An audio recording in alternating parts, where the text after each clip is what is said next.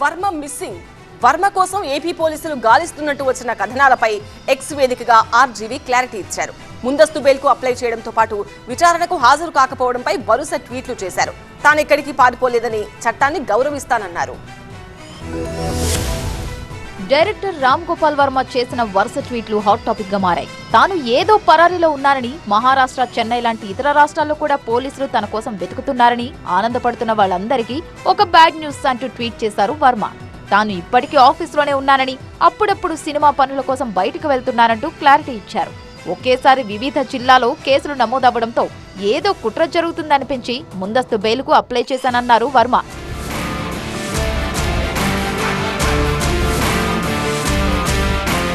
తాను చేసిన పోస్టులను చూస్తే అందులో ఫోర్జరీ ఎక్కడుందని ప్రశ్నించారు వర్మ.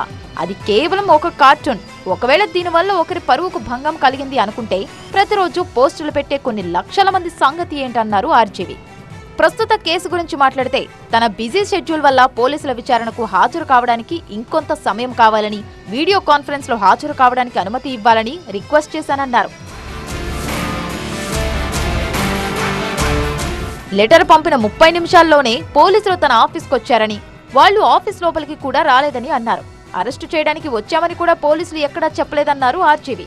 ఇప్పటి వరకు తాను రిక్వెస్ట్ చేసిన అడిషనల్ టైంకి ఆఫీసర్ల నుంచి ఎటువంటి సమాధానం రాలేదన్నారు. తనదైన శైలిలో ఎక్స్ లో వరుస ట్వీట్లు చేసిన వర్మ టీవీ9తో పాటు పలు ఛానళ్లను ట్యాగ్ చేశారు.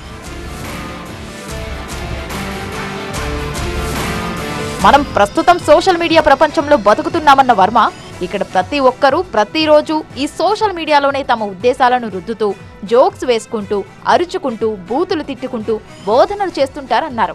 ఇప్పుడు వీటన్నిటిని సీరియస్ గా తీసుకుంటే దేశంలో సగం మంది పైన కేసులు పెట్టాలన్నారు. తాను చట్టాన్ని గౌరవిస్తానని, అలాగే ప్రభుత్వ సంస్థల నియమ నిబంధనలను ఖచ్చితంగా పాటిస్తానని అన్నారు. అలాగే రాజ్యాంగ పరిధిలో తనకు చట్టం కల్పించిన సదుపాయాలను ఉపయోగించుకునే ప్రాథమిక హక్కు కూడా వినియోగించుకుంటానన్నారు ఆర్జీవీ.